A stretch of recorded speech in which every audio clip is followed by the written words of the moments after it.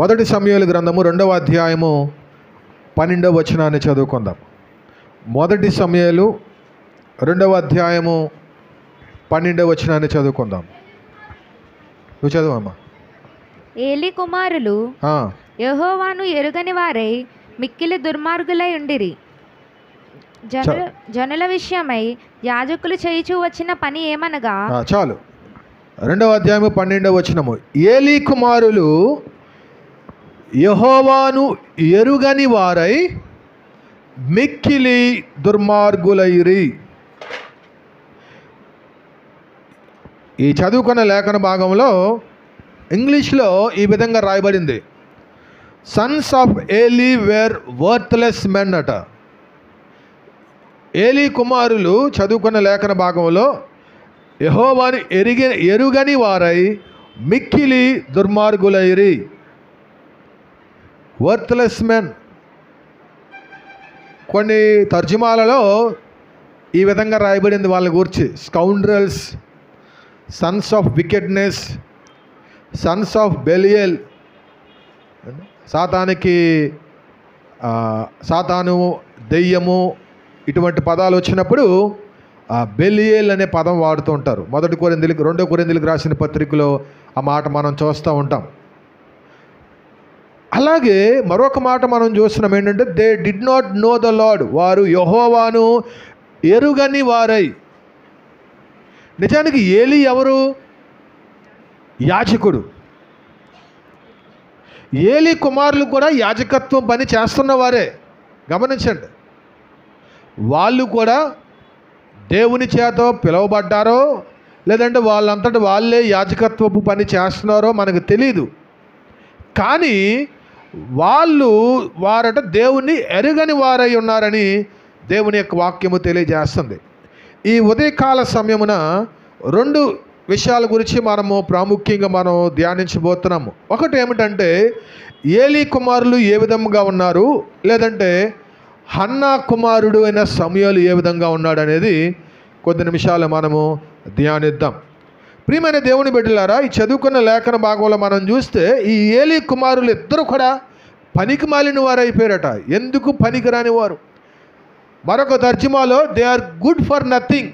వాళ్ళు ఎందుకు పని చేయని వారట. ఎవరు? ఈ ఏలీ కుమారులైన వీరిద్దరూ కూడా.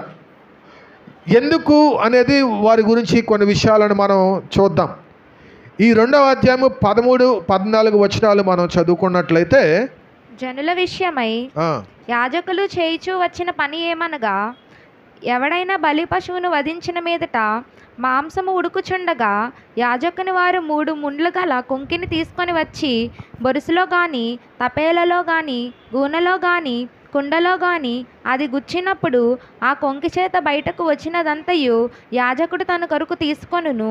షీలోహుకు వచ్చి ఇశ్రాయేలులందరికీ వీరు ఇలాగును చేయుచూ వచ్చిరి. ఇక్కడ ఒక ప్రాముఖ్యమైన విషయాన్ని గమనించినట్లయితే, యాజకుడు ఈ యొక్క ఏ విధమైన ఆహారము తీసుకోవాలి, ఈ బలి పశువుని వధించినప్పుడు ఎటువంటి ఆహారం యాజకుడు తీసుకోవాలి, ఎలాంటి పరిస్థితుల్లో తీసుకోవాలంటే, అది ఉడుకుతునేటప్పుడు అంటే ఆ మాంసం దాంట్లోని ఒక కుక్కం పెట్టి ఎంతైతే మాంసం వస్తుందో అంత మాంసం తీసుకునే ఆ అవకాశము యాజకులకి ఉండేది. అయితే వాళ్ళు ఇంకా ఇటువంటి విషయాలు వాళ్ళు తీసుకోవచ్చు అనే ఆలోచన చేసినట్లయితే, ద్వితీయోపదేశకాండము 18వ అధ్యాయము 3వ వచనాన్ని కూడా చదవండి. ద్వితీయోపదేశకాండము 18:3.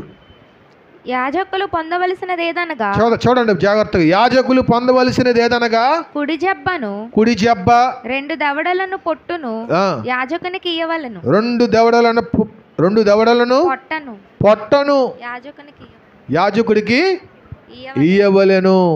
సో యాజకుని పోర్షన్ ఏమిటి అంటే, ఇదిగో దేవునికి ఇచ్చిన దీంట్లో నుంచి ఏం తీసుకోవచ్చట? కుడి జబ్బ, 2 దవళ్ళు, పొట్ట. అయితే మోషే ధర్మశాస్త్రము చెప్పింది ఒకటైతే, ఈ ఏలీ కుమారులు ఇద్దరు కూడా చేస్తున్నది మరొకటే. ఉడుకుతున్న మాంసాన్ని ఆ కుక్కెంలో పెట్టి తీసుకోవాలి, ఎంత వస్తే అంత తీసుకోవాలి. కానీ వీళ్ళు ఏం చేస్తున్నారు? చదువుదాం ఆ మాట, ఆ కింద వచనాలకు రండి.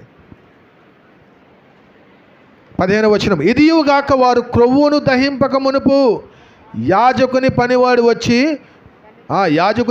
వచ్చి బలి పశువును వధించు వానితో యాజకునికి వడ్డించుటకై మాంసము నిమ్ము.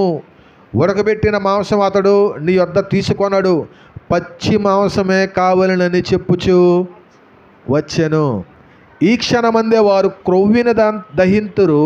తర్వాత నీ మనసు వచ్చి నంత మట్టుకు తీసుకొని వచ్చని వానితో ఆ మనిషి చెప్పిన ఎడల వాడు అలాగవద్దు, ఇప్పుడే ఇయ్యవలెను, లేని ఎడల బలవంతము చేత తీసుకొందునను. అందువలన జనులు యెహోవాకు నైవేద్యము చేయుట యందు అసహ్యపడుటకు ఆ యవనులు కారణమైరి గనుక వారి పాపము యెహోవా సన్నిధి బహు గొప్పదాయను.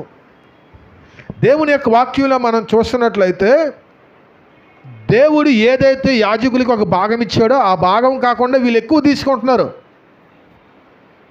ఏ విధంగా తీసుకోవాలనేది కూడా దేవుడు చెప్పాడు. ఆ విధంగా తీసుకోకుండా క్రమమును మీరి వీళ్ళు ఏం అడుగుతున్నారు తెలుసా?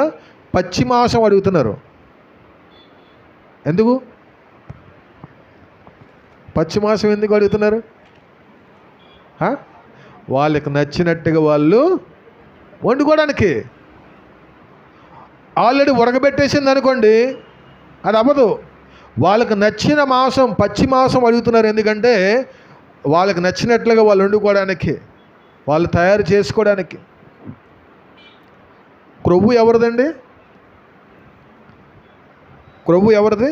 లేవియాకాండం చూడండి, 7వ అధ్యాయము 22 నుంచి 25 వచనాలు చదువుదాం. లేవియాకాండం 7వ అధ్యాయము 22 నుంచి 25 వచనాలు. మరియు చదవమ్మా. యెహోవా మోషేకు ఇలాగు సెలవిచ్చెను, నీవు ఇశ్రాయేలీయులతో ఇట్లనుము, ఎద్దుదే గాని గొర్రెదే గాని మేకదే గాని దేని క్రొవ్వును మీరు తినకూడదు. చచ్చిన దాని క్రొవ్వును చీల్చిన దాని క్రొవ్వును ఏ పనికైనను ఉపయోగపరచవచ్చును గాని దానిని ఏమాత్రమును తినకూడదు. ఏలయనగా మనుష్యులు యెహోవాకు హోమముగా అర్పించు జంతువులలో దేని క్రొవ్వునైనను తిన్నవాడు తన ప్రజలలో నుండి కొట్టివేయబడును. మరియు పక్షిదే గాని జంతువుదే గాని ఏ రక్తమును మీ నివాసములన్నిటిలో తినకూడదు. ఓకే, క్రొవ్వు దేవునిది, దేవునికి ఇంపైనది. అలాంటిది ఈ యొక్క యాజకుని పిల్లలు వీరిద్దరూ కూడా వీళ్ళు ఏం చేస్తున్నారు? అది తీసేసుకుంటున్నారు ఉడక్క ముందే, పచ్చిది. గమనించండి ప్రియమైన దేవుని బిడ్డలారా, ఏలి అనేక సార్లు వారిని వారించాడు, వార్న్ చేశాడు, హెచ్చరించాడు. లేదు మీరు ఎలా ఈ పని చేయకూడదు. 2వ అధ్యాయము 22 నుంచి చదువుకుందాం. ఏలి బహువృద్ధుడాయను, ఇశ్రాయేలీయులకు తన కుమారులు చేసిన కార్యములన్నీ వారు ప్రత్యక్షపు గుడారము యొక్క ద్వారము దగ్గరకు సేవ చేయుటకు వచ్చిన స్త్రీలతో సైనించుటయును మాట చెవిని పడగా వారిని పిలిచి ఇట్లనెను, ఈ జనుల ముందర మీరు చేసిన చెడ్డ కార్యములు నాకు వినబడినవి. ఇలాంటి కార్యములు మీరెందుకు చేయుచున్నారు? ఇలాంటి కార్యములు మీరు ఎందుకు చేయుచున్నారు? వారిని హెచ్చరించాడు. కానీ మరొక మాట మనం చూస్తున్నట్లయితే 3వ అధ్యాయము 13వ వచనాన్ని చదవండి. తన కుమారులు తమ్మును తాము శాపగ్రస్తులుగా చేసుకొనుచున్నారని తానెరిగియు వారిని అడ్డగించలేదు. ఇక్కడేమో వారిని అడ్డగించలేదని దేవుని యొక్క వాక్యం తెలియజేస్తుంది. ఆ ముందు వచనములో మనం చూస్తే వారిని అడిగాడు, ఏమని? మీరు ఈ పని ఎందుకు చేస్తున్నారు? అది దేవునిది కదా, మీరు ఎలా తింటున్నారు, మీరు ఎలా తీసుకుంటున్నారు అని ఈ ఏలి అడిగాడు తన ఇద్దరు పిల్లల్ని. కానీ ఈ 3వ అధ్యాయం 13వ వచనానికి వచ్చేసరికి దేవుడు అంటూ ఉన్నాడు, ఏమని? తమ కుమారులు తమను తాము శాపగ్రస్తులుగా చేసుకొనుచున్నారని తానెరిగియు వారిని అడ్డగించలేదు. తానెరిగియు వారిని అడ్డగించలేదు. ఇక్కడ ఏలి చేసిన తప్పిదము ఏమిటంటే, ఏలిలో ఉన్న తప్పిదం ఏంటో తెలుసా? వారిని హెచ్చరించాడంట, కానీ వారిని ఖండించలేదు. లేదంటే వారు చేస్తున్న పనిని ఆపలేదు. ఏలీ ఒక ఉన్నతమైన స్థానంలో ఉన్నాడు. ఏమిటి ఆ స్థానం అంటే యాజకత్వపు పని నిర్వర్తిస్తున్నాడు. అటువంటి ఏలీ ఎంత చెబితే అంత తన కుమారులను అక్కడి నుంచి తప్పించవచ్చు, కానీ ఏలీ మాత్రం ఆ పని చేయలేదు. ఏలీ మాత్రం ఆ పని చేయలేదు. ఈ చదువుకున్న లేఖన భాగంలో 3వ అధ్యాయం 13వ వచనంలో వారిని వారించలేదు అనే మాట మనం చూస్తూ ఉన్నాం. వారిని అడ్డగించలేదు. రెబ్యూక్ అనే మాట ఇంగ్లీషులో రాయబడింది. అంటే వారిని ప్రివెంట్ చేయలేదు. వారు చేస్తున్న పనిని జరగకుండా ఆపలేదు, లేదంటే చేసిన దానికి శిక్ష విధించలేదు. ఏలీ చేసిన పొరపాటు అదే. ప్రియమైన దేవుని బిడ్డలారా, చాలా సందర్భాల్లో తల్లిదండ్రులు లేని వారు కూడా ఒక మాట అంటారు. ఏంటో తెలుసా? మా పిల్లలకి చెప్తున్నామండి కానీ వినటం లేదు. అంతేనా? అదే కదా మాట అంటారు. మా పిల్లలకి చెప్తున్నాము కానీ వినటం లేదు. ఏలీ కూడా అదే అంటున్నాడు. నేను వాళ్ళని అడిగాను, మరి మీరు ఈ పని చేయకూడదురా అని చెప్పాను, కానీ ఏలీ చేసిన తప్పుదేమేంటో చెప్పనా? చెప్పటం కాదు, ఏలీ తన బిడ్డలను ఆ పని చేయకుండా అడ్డగించలేదు, పనిష్మెంట్ ఇవ్వలేదు, ఆపలేదు. తద్వారా వాళ్ళు ఏం చేశారు తెలుసా? అక్కడ ఉన్న స్త్రీలతో కూడా వాళ్ళు శయనించిరి అని దేవుని యొక్క వాక్యం తెలియజేస్తుంది. మా పిల్లలకి చెప్తున్నానండి ప్రార్థనకి వెళ్ళమని, వాళ్ళు వెళ్ళట్లేదంటే తన్ని పంపించాలి. మొదటి నుంచి ఆ పని చేయాలి. మా వాళ్ళకి చెప్తున్నానండి అన్నీ కూడా వినటం లేదు అంటే వినేటట్టుగా ఉంటున్నారు ఈరోజు పిల్లలు. వినేటట్టుగా ఉండటంలే. వాళ్ళకి అన్నీ చెప్తున్నానండి బైబిల్ చదవమని, ఆడు చదవట్లేదు అంటే చదివేటట్టుగా వాడిని మౌల్డ్ చేయాలి. ప్రార్థనకి వెళ్ళమని చెప్తున్నానండి కానీ వాడు వెళ్ళట్లేదంటే వెళ్ళేటట్టుగా చేయాల్సిన బాధ్యత తల్లిదండ్రుల మీద ఉందండి. వాళ్ళే తెలుసుకుంటారులేండి అని అనుకుంటే వాడు ఎప్పటికీ తెలుసుకోడు. కుటుంబ ప్రార్థనలో కూర్చోబెట్టాలి, దేవుని యొక్క మందిరానికి నడిపించాలి. ప్రియమైన దేవుని బిడ్డలారా, వాళ్ళు మనకి పిల్లలు కాబట్టి వాళ్ళు పెద్దవాళ్ళైనా సరే ఏలీ కుమారులు చేసిన పనికి ఏలీకి కూడా శిక్ష వచ్చింది. దేవుడు అడుగుతూ ఉన్నాడు, నువ్వు వారిని అడ్డగించలేదు, నువ్వు నివారించలేదు. అడిగాడట, ఒరే పిల్లలు మీరు ఎందుకు ఎలా చేస్తున్నారు, తప్పు కదా అని అడిగాడు. కానీ ఆ చేస్తున్న పనిని ఖండించలేదు, ఆపలేదు. ప్రియమైన దేవుని బిడ్డలారా, ఏలీ తన పిల్లల పరిస్థితి ఏ విధంగా ఉందనేది మనం చూస్తున్నాము. అక్కడికి వచ్చిన వారితో శయనించినట్లుగా మనం చూస్తున్నాం. దేవుని పరిచర్యలో ఉన్న వారిని సైతం కూడా ఏలీ పిల్లలు ఏం చేశారండి? వారు పాడు చేశారు. పిల్లలు పాడైపోతే, పిల్లలు క్రమశిక్షణలో లేకపోతే, పిల్లలు దేవునిలో నుండి తొలగిపోతే, పిల్లలు దేవుని యొక్క మందిరానికి రాకపోతే, పిల్లలు దేవునిలో ఎదగకపోతే దానికి బాధ్యులు ఎవరో తెలుసా?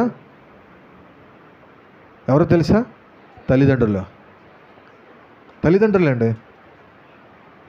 మొదటి నుంచి మన పిల్లలు దేవుని మందిరానికి నడిపించే ఆ అలవాటు మనం చేయాలి. ప్రార్థనలో కూర్చోబెట్టే మనం నేర్పించాలి.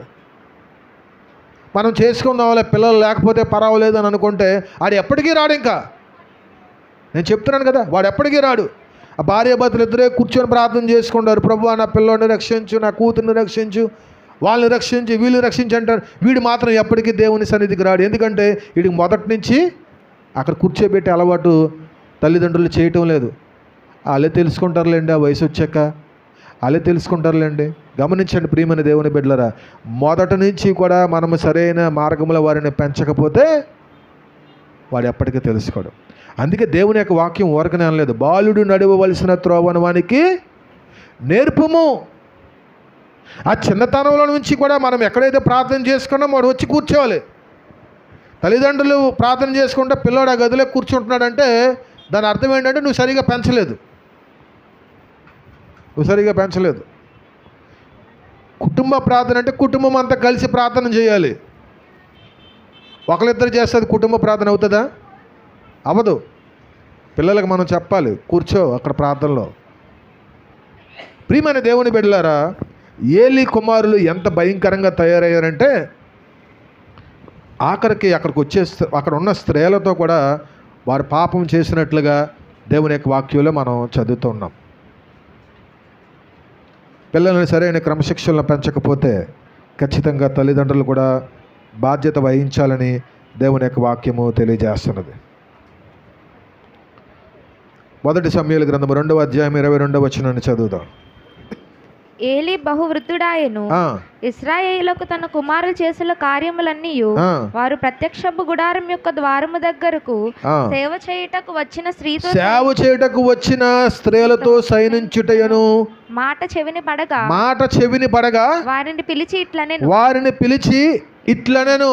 ఏంటి అంత భయంకరమైన కార్యం ఏలీ పిల్లలు చేస్తే ఏలీ గారు ఏమంటున్నారు ఇక్కడ? ఈ జనుల ముందర మీరు చేసిన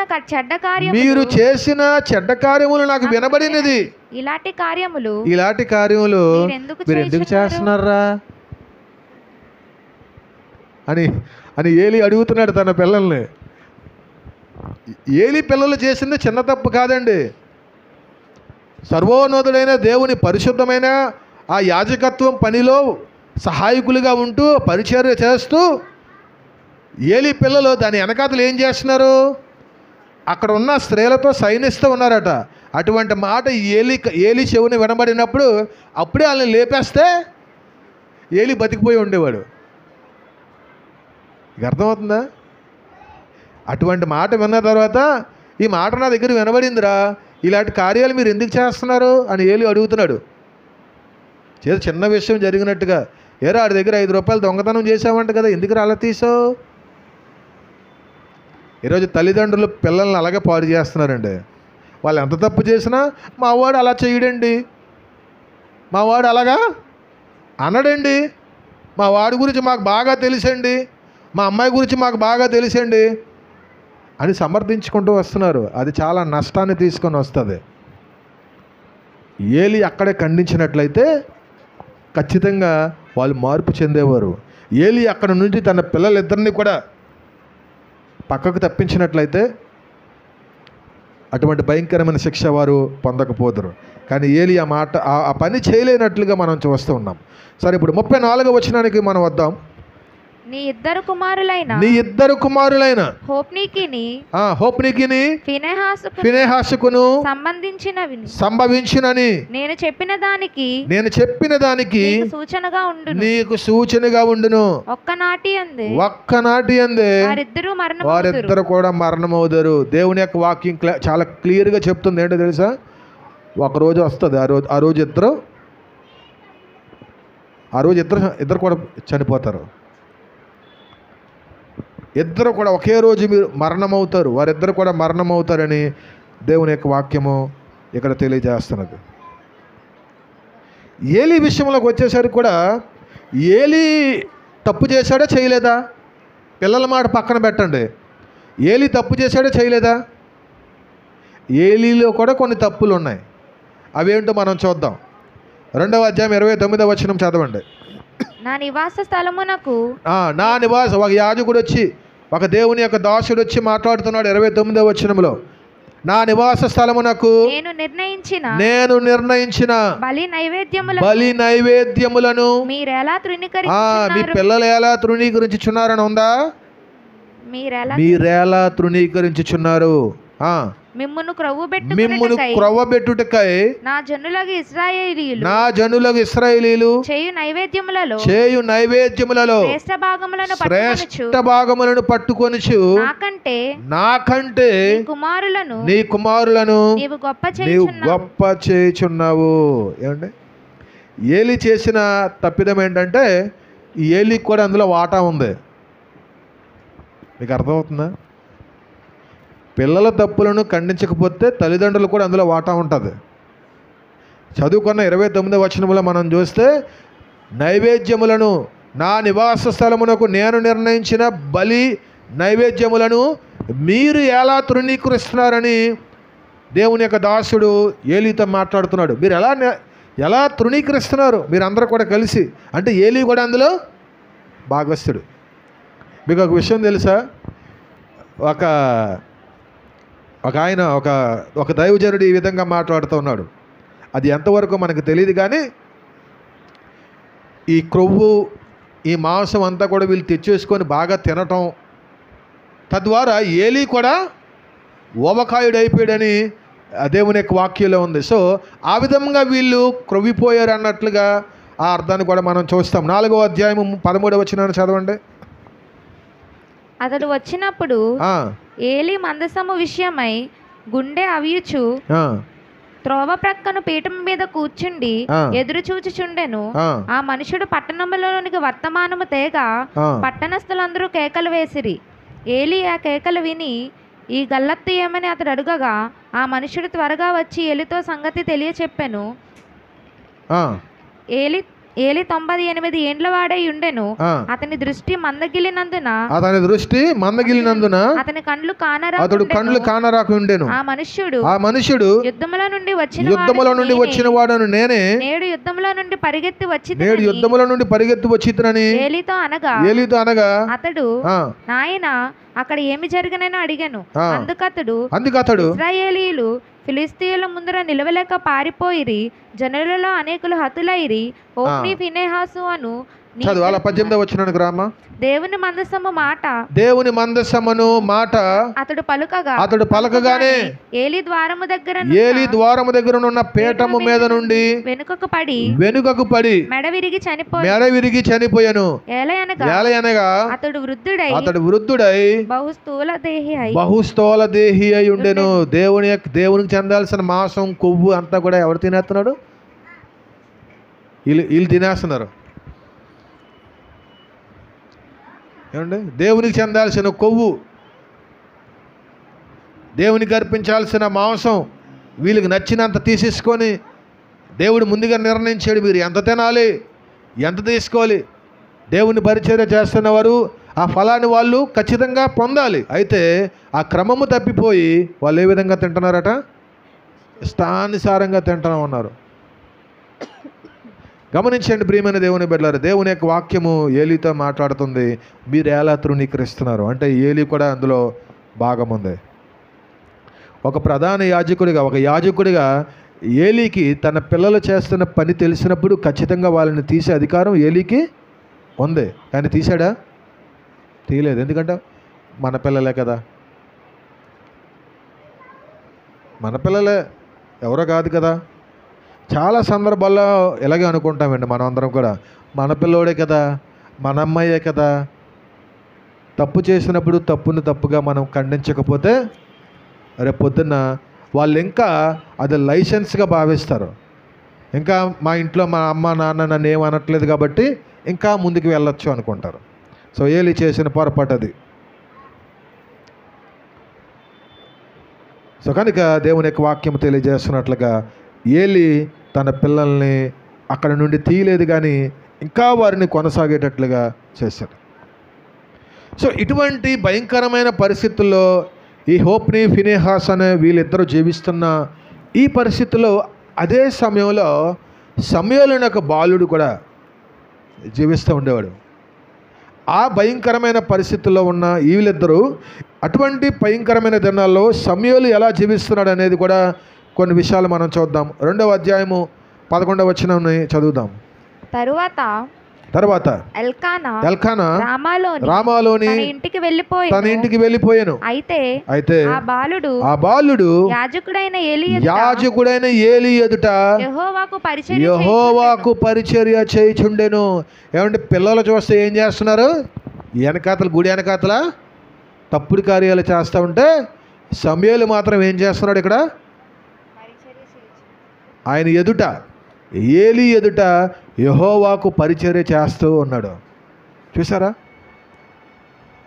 యాజకుడి పిల్లలు దేవుని సన్నిధిలో పరిచర్య చేయాల్సింది పోయి ఇక్కడ సమూయేలు ఏలీ ఎదుట దేవుని పరిచర్య చేస్తున్నాడు. ఆ మాట ఎందుకు రాయబడింది?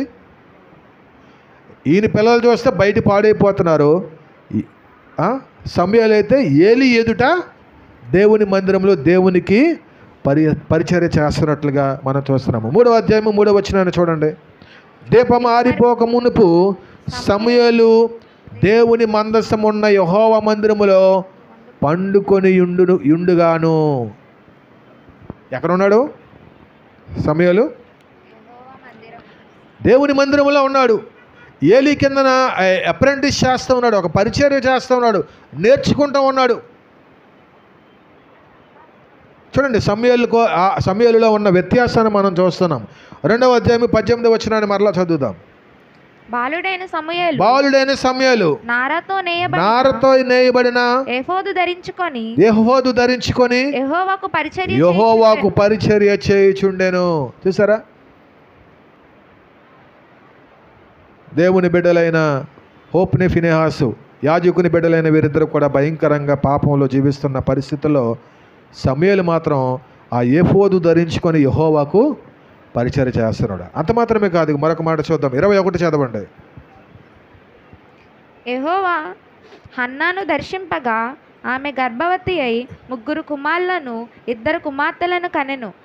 అయితే బాలుడగు సమూయేలు యెహోవా సన్నిధిని ఉండి ఎదుగుచుండెను. ఎక్కడ ఎదిగాడు? దేవుని యొక్క మందిరములో, దేవుని పనిలో. 26వ వచనాన్ని కూడా చదువుదాం. బాలుడగు సమూయేలు ఇంకను ఎదుగుచు యెహోవా దయయందును మనుషుల దయయందును వర్ధిల్లుచుండెను. ఏమండి, ఏలీ పిల్లలేమో పాడైపోతూ ఉంటే సమూయేలు మాత్రం ఎదుగుతున్నాడట. దీనికి కారణం ఏంటో తెలుసా? పేరెంటింగ్. పిల్లల్ని సరైన రీతిలో పెంచకపోవడమే దీనికి ప్రధానమైన కారణం. హన్న దుఃఖపడి కన్నీరు కార్చి కుమారుని సంపాదించుకుంది. అంత మాత్రమే కాదు, సమూయేలు తర్వాత మరొక 5 మందిని కూడా కన్నది. వీరిని ఏ విధంగా పెంచిందంటే దేవుని కొరకు పెంచింది. సమూయేలు అదే విధంగా పెరిగాడు. కానీ యాజకత్వపు పని చేస్తున్న ఈ యొక్క ఏలీ వారిద్దరు పిల్లల్ని కూడా ఆ విధంగా పెంచలేకపోయాడు. పిల్లల బాధ్యత తల్లిదండ్రులది.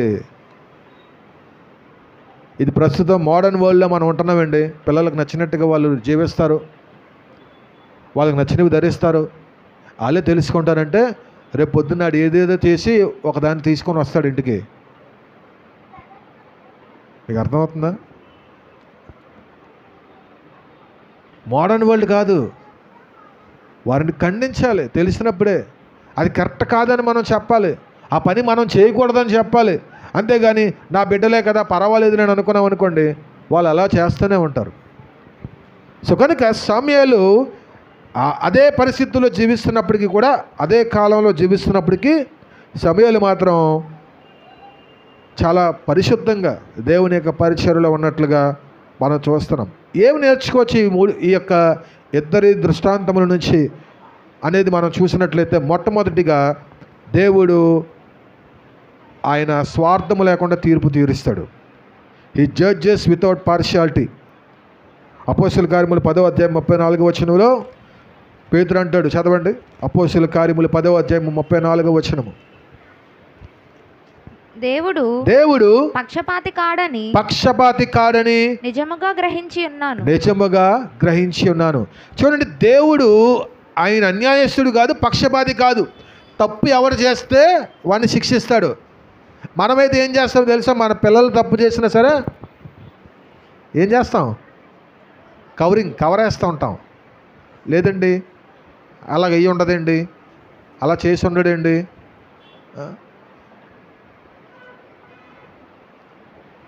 ఎందుకంటే మన పిల్లలు రేపు పొద్దున్న నా పిల్లోడు కూడా ఏదైనా పొరపాటు చేస్తే కవరింగ్ చేస్తూ ఉంటాం మనం కదా. కానీ దేవుడైతే అలా కాదు. He judges his own people. ఆయన పిల్లల్నే ఆయన శిక్షించాడు. అక్కడ ఏలీ ఉన్నాడా పొజిషన్ బట్టి కాదండి దేవుడు తీర్పు తీర్చేది. పాస్టర్ గారు కాబట్టి ఆయనకు ఒక తీర్పు, పాస్టర్ గారు పిల్లలు కాబట్టి వాళ్ళకొక తీర్పు, విశ్వాసులు కాబట్టి ఎలా పడితే అలా తీర్పు తీర్చేయడం కాదు. ఆయన అన్యాయస్తుడు కాదు. అందరినీ కూడా ఒకే రీతిగా చూసే దేవుడు, అందరికీ కూడా ఒకే విధంగా తీర్పును ఇచ్చే దేవుడు. సో కనుక హీ జడ్జెస్ వితౌట్ పార్షియాలిటీ. ఆయన ఎటువంటి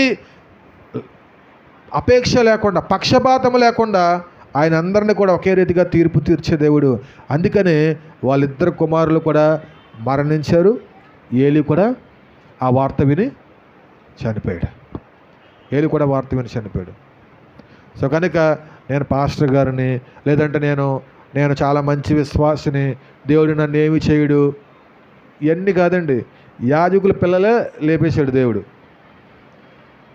పరిశుద్ధమైన దేవుని యొక్క కార్యము చేసే యాజకుల పిల్లల్ని దేవుడు లేపేసినప్పుడు మనం ఎంత, మన బ్రతుకులు ఎంత ఆలోచించండి. సో కనుక ఆ మొదటి విషయాన్ని మనము అది నేర్చుకుంటూ ఉన్నాం. సో మనం ఎటువంటి స్థానంలో ఉన్నా, ఎలాంటి భక్తి కనపరుస్తున్నా దేవుడు పాపాన్ని ఖచ్చితంగా శిక్షిస్తాడు. అదంతా ఎటువంటి అనుమానం కూడా లేదు. రెండోది మనం చూసినట్లయితే నమ్మకంగా ఉన్నవారిని దేవుడు దీవిస్తాడు. నమ్మకంగా ఉన్నవారిని దేవుడు దీవిస్తాడు.